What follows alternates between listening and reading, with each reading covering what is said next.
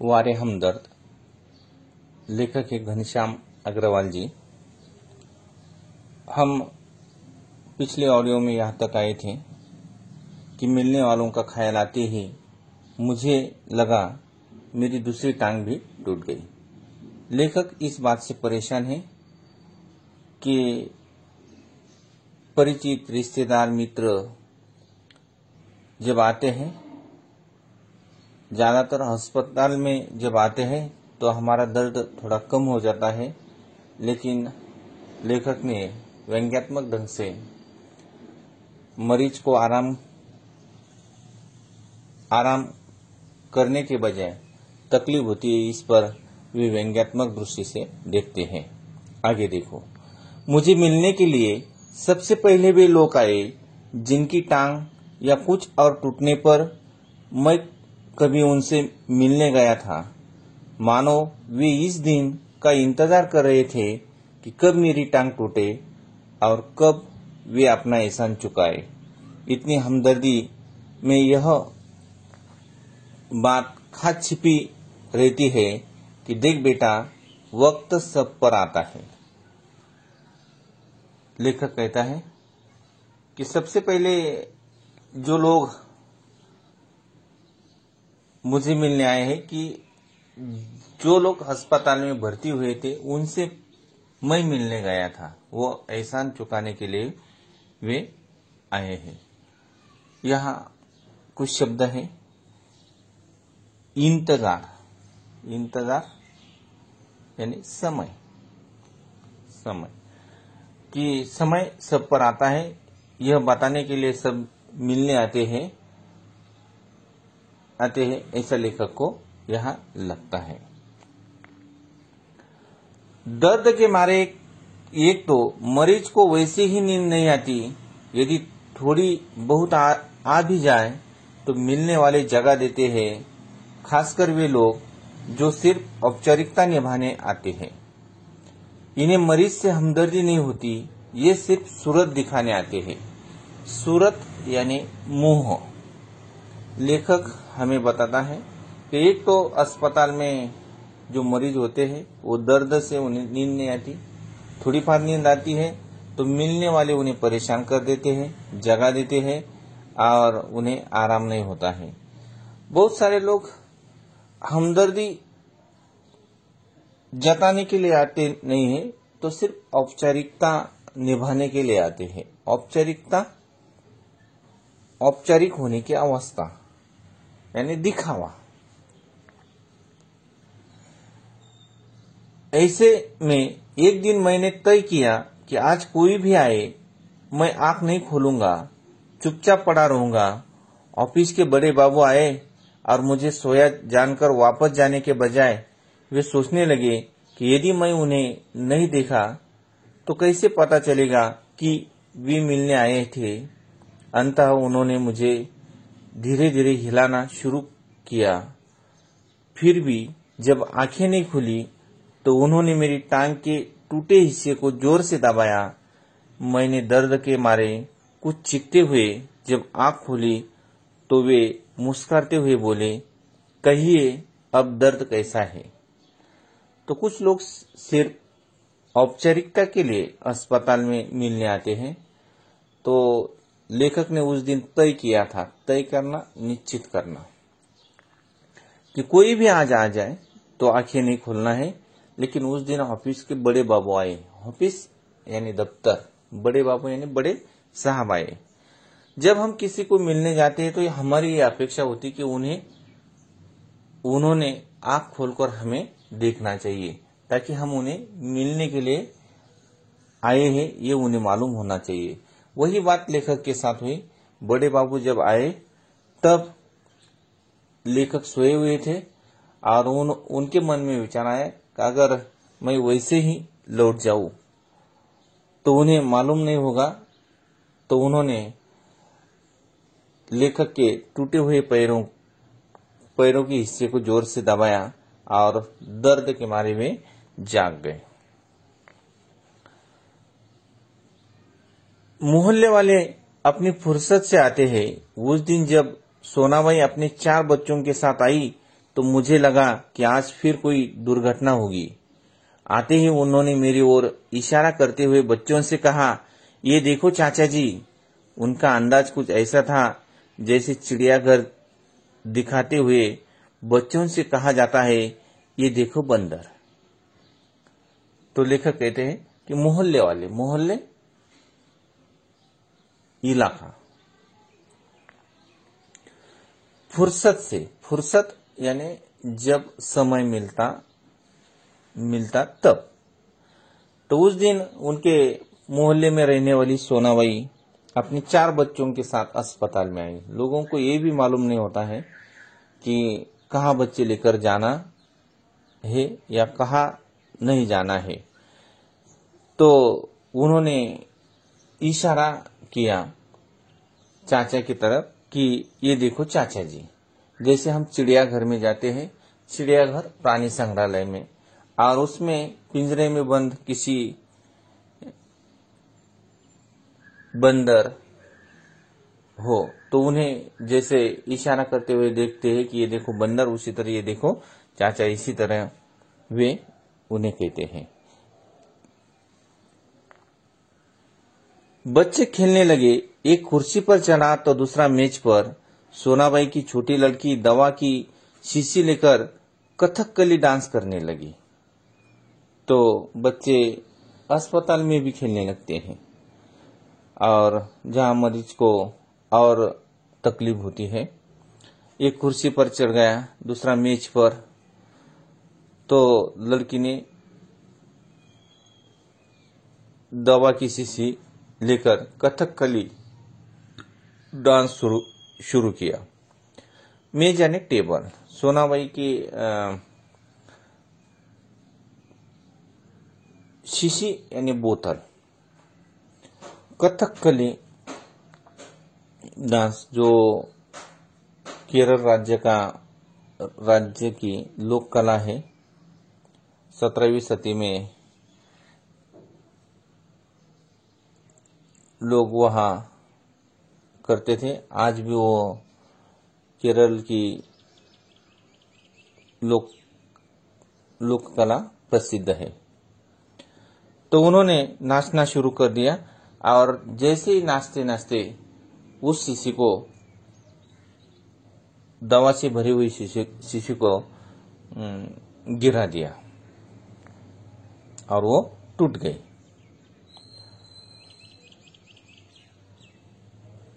रप रप की आवाज ने मेरा ध्यान बटाया।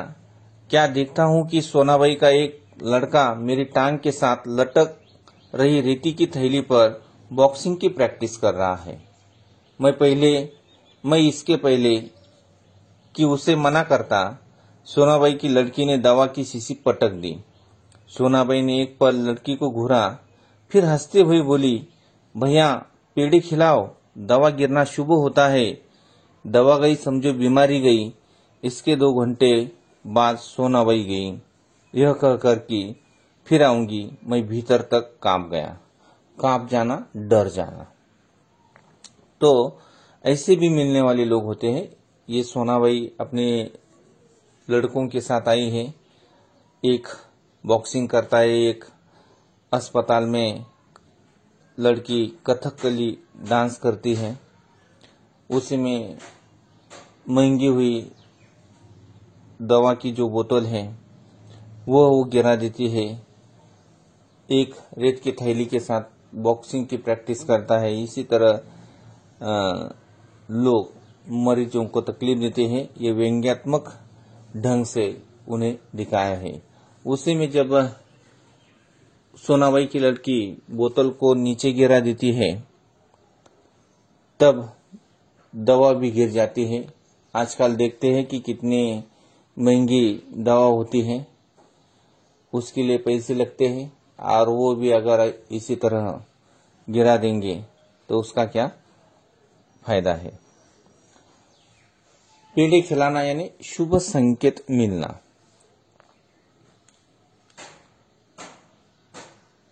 घूरना यानी गुस्से से देखना। कुछ लोग तो औपचारिकता निभाने की हद कर देते हैं, विशेषकर वे रिश्तेदार जो दूसरों गांवों से मिलने आते हैं। ऐसे में एक दिन एक टैक्सी कमरे के सामने आकर रुकी। उसमें से निकलकर एक आदमी आते ही मेरी छाती पर सिर रखकर औंध पड़ रोने लगा और कहने लगा, हाय, तुम्हें क्या हो गया है। जो अलग अलग प्रकार के लोग मिलने आते हैं तो उसमें भी अलग अलग प्रकार के गुण होते हैं। तो एक रिश्तेदार जो दूसरे गांवों से मिलने आया है और वो टैक्सी से आया है। टैक्सी अस्पताल के सामने रुक जाती है और वो सीधा अस्पताल में घुस जाता है। लेखक की छाती के ऊपर औंध पड़ रोने लगता है। औंध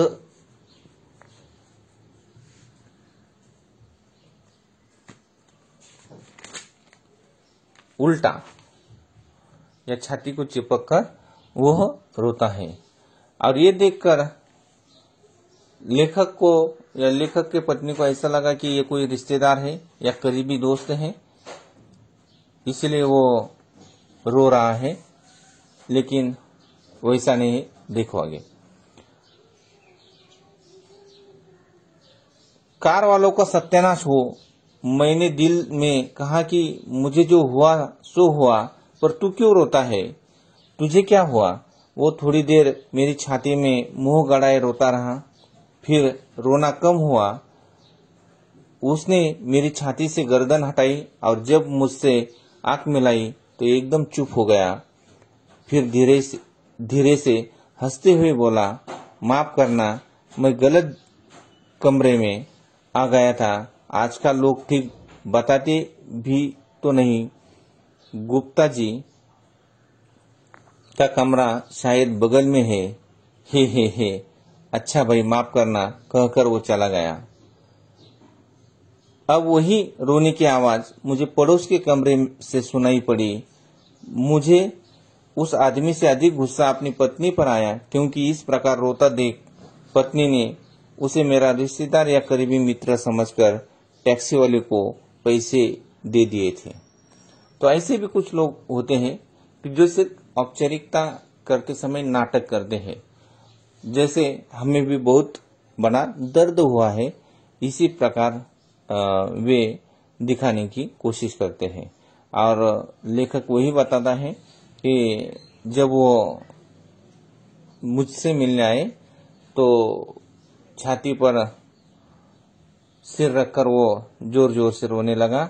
ये देखकर पत्नी ने उस टैक्सी वाले का बिल दे दिया।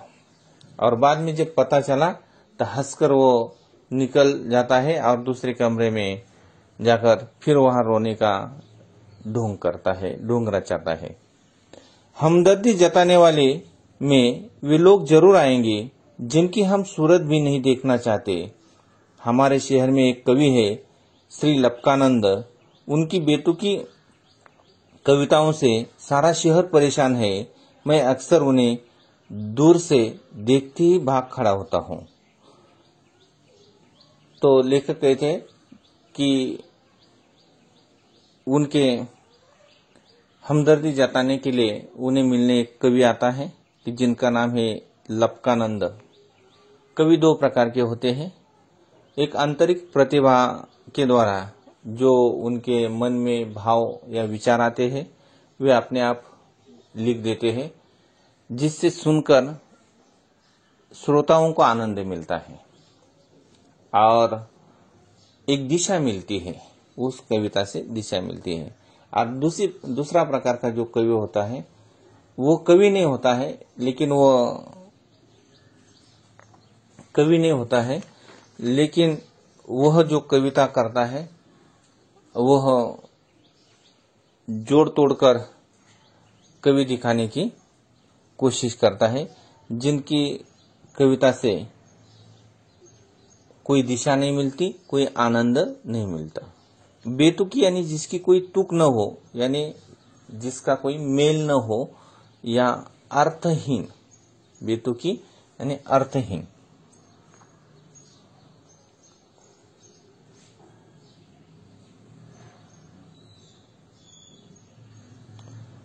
मैं अक्सर उन्हें दूर से देखते ही भाग खड़ा होता हूँ।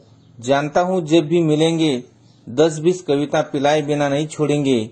एक दिन बगल में झोला दबाए आ पहुंचे। आते ही कहने लगे, मैं तो पिछले 4-5 दिनों से कवि सम्मेलन में अति व्यस्त था। सच कहता हूँ, कसम से मैं आपके बारे में ही सोचता रहा। रात भर मुझे नींद नहीं आई। और हाँ, रात को इसी संदर्भ में यह कविता बनाई। यह कर झोले में से डायरी निकाली और लगे सुनाने। तो जब ये लक्कानंद जी लेखक को मिलने आते हैं, उनकी कविता से सारा शहर परेशान है, तकलीफ में।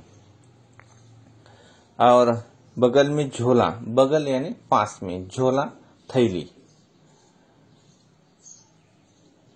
और वे कहते हैं कि पिछले 4-5 दिनों से वे कवि सम्मेलन में थे और इसीलिए मुझे मिलने नहीं आया है। और जब रात में आपका विचार आया तो मैंने एक कविता बनाई है और डायरी निकालकर वे लेखक को सुनाते हैं।